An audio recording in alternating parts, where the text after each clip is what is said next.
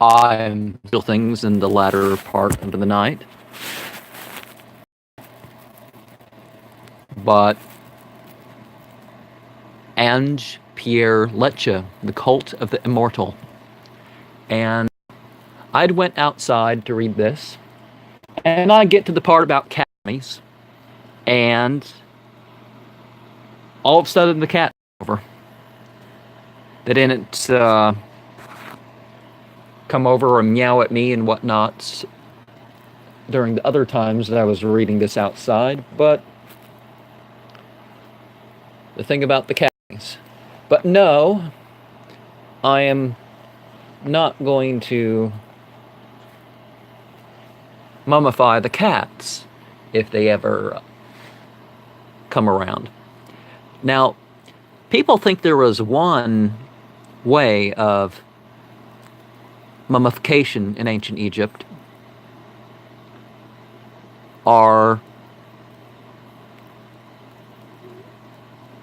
they think that there were certain things, but there wasn't quite. Some just got left out in the hot desert sands and moved back and forth. Some got dipped in a jar of... There was one dipped in a jar of honey.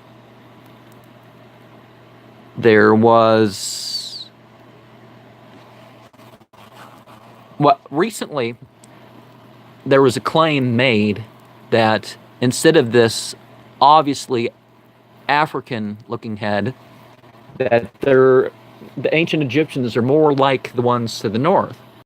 But they're talking about mummies from the Greco-Roman period, and the Greco-Romans were sort of the people in charge, so you'd expect there to be caches of them, or them to be somewhat separate in the society to a degree, or at least some groups of them.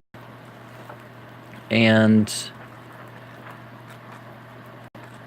it turns out that injecting things into mummies was not first done by modern scientists in hopes of, getting out the poop and everything else and trying to analyze things. They actually put stuff up in there.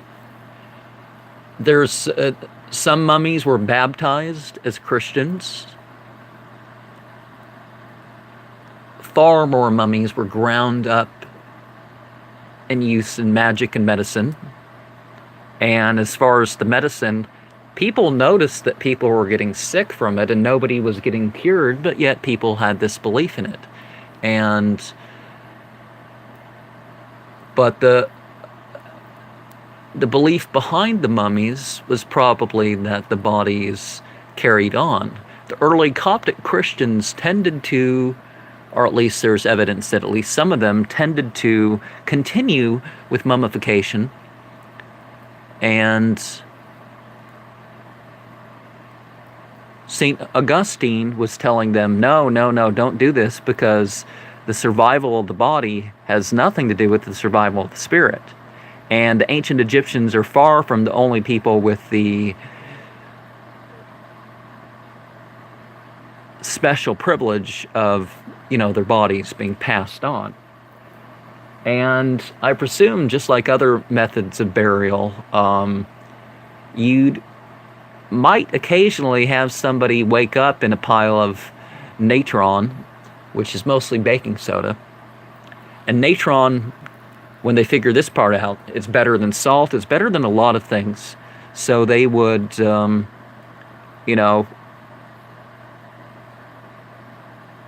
try to dry them in natron for about 70 days. And is it the Bible that carries that information on? And that's been rediscovered. But if we look at the mysteries of the Bible show, seemed like every episode there was something, if you knew the archaeology, there'd be something against the Bible story in the archaeology. And I'm not just talking about different versions of the story, because the Bible would say up to 4 different things about itself, but a lot of theories have been made about the pyramids and everything else. And there was an interesting mummy found, and I don't know if the guy had some sort of fetish issue, or whether he was just trying to be a poet, or what type of sicko the guy was. But actually, it may not have been too bad looking. They found a young woman that was lacquered up and sort of appeared like a, Venus de Milo, with her one hand over her breast, the other covering her crotch. And this was found, and I mean, how can that not spark the imagination? During the Greco-Roman period in particular, some things changed. You had two people doing the same job as one, or one person doing the same job as two.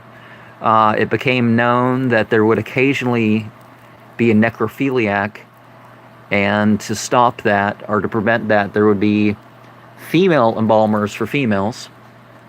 If you got eaten by a crocodile, the state would take care of your burial. The Egyptians may have taken care of as many as 500 million mummies over their thousands of years. If we look at their language, we see that that words like being angry and other words were sometimes linked to an animal. And you see different periods of what amulets would be contained. One period, the number was 7. Another period, the number was 104. With mummies in Egypt in general, this guy says that the symbolists have done nothing but really stretch their mathematics to find something. Now, there are people like that have done things like that, but there are real connections that have been made to the stars and all sorts of stuff by looking at the mathematics of the proportions and the inscriptions and stuff like that. So the symbolists have discovered things. Now, there are symbolists who discover things for now. Now, what should we do about that? Is that we look at the fact that the spirituality of the past is not just to stand bare. It's not to stand something to the past. If we believe and do things differently, then we can respond to the past, even in their own terms, in a way that's okay with what we believe. There are people who don't like my channel because I talk about world spirituality. Either they don't like their spirituality or some other spirituality talking about by somebody that shares my beliefs and practices. Or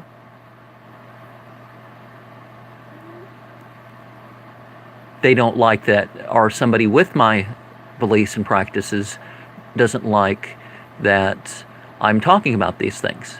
But why should I not give a real response? Now, when it comes to the poetry and stuff like this, and there was an art the ancient Egyptians had to why they did their mummies. To how they did their mummies. Apricot sap, certain woods,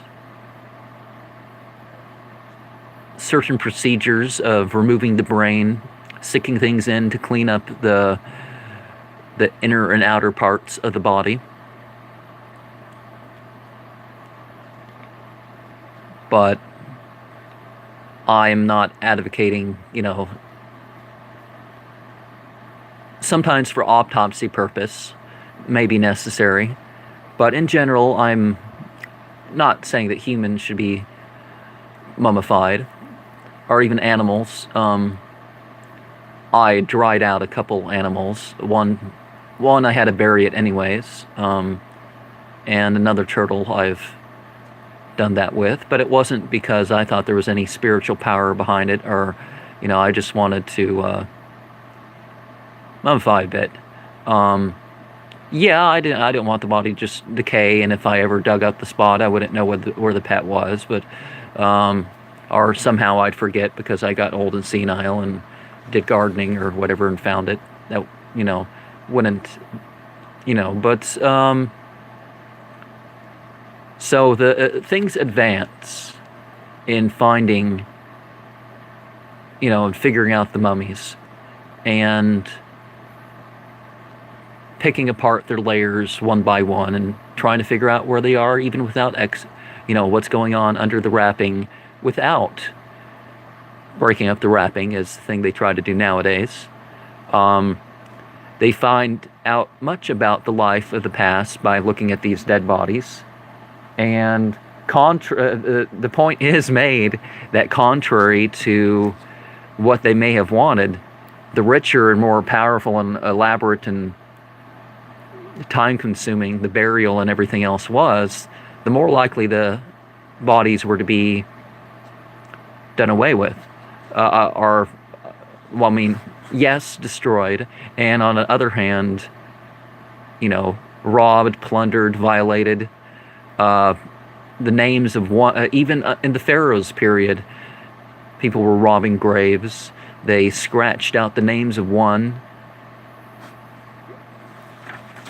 pharaoh to get another, to put another pharaoh's name in, taking over tombs. And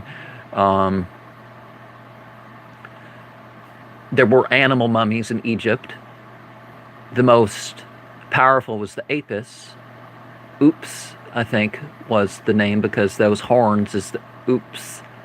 And it's of no mistake that Mithraism was particularly popular at the time, further north, being the age of Taurus when this started.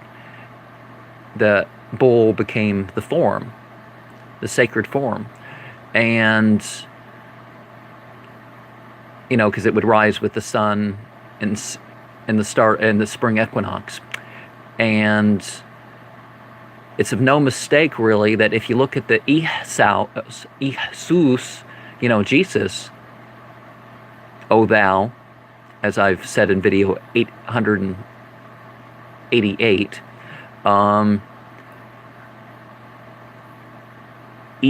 soups is also a way to say that. So oops, which is a trident in Greek,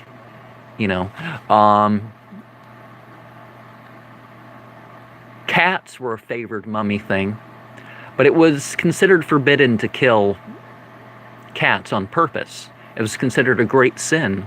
But when it came to the evil magic, the seher for the external and the saher for the internal, as the ancient Egyptians would have called it, they would sometimes do stuff like kill a cat and try to get the spirits to give the punishment to, whoever they were cursing. And some of this continues to this day.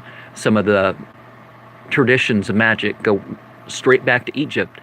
When I was 15, I discovered some stuff, and it turns out blood magic and grinding up rats and putting things in alcohol and all sorts of stuff was, just something they did. But grinding up mummies was a sacrilege to them. But it eventually was outlawed in one way or another in the Middle Ages. You do have the difference of stuff that was allowed for, they hated there were people who hated the Jews, but they said, this is the job of the Jews, and the Jews better do this. So, there was that sort of problem going on. Commoner question, because I'm getting at the end of this, and enemas. Enemas were invented by the ancients. Dahoti, Thoth, was an entity of enemas, and it was no surprise that Dahoti was an entity that they involved in when it came to giving an enema to the dead body. things were detached. You know, they'd remove the brain and other organs and treat those and put those in canopic jars. They would say certain prayers.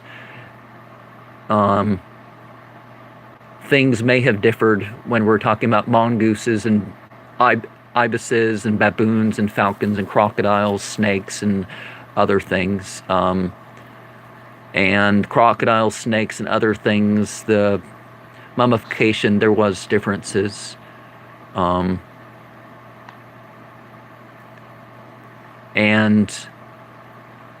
I don't think it's really said too much here, but when it comes to the modern age, gold is not what they want to find, because gold means there's far more danger to getting the thing, having stuff stolen and having the site disturbed and stuff destroyed, and that's not the gold. And Zahi Hawass, it makes sense that he came to power. He rose to his highest power under a particular dictator, but yeah, they could do better with Egyptology, the safety and whatnot of the workers. And some people of foreign interest, that's probably why they overturn who the Christians and the Salafi and the Muslim Brotherhood who was voted for, because, the Egyptology is quite the business, and it might slow down if there was more safety for the workers. And they still have to worry about the visitors doing stuff to the tombs. There's not the level of graffiti that there used to be. The Great Pyramid has a lot of graffiti. The offerings and prayers for and to the dead. Basically, one's whole life could have been buried with one. And there were cultures that did it better. There were definitely cultures that did the whole mummification thing better. And had I done this yesterday, maybe I wouldn't have rambled so much. As they say, Sharma, peace be upon you.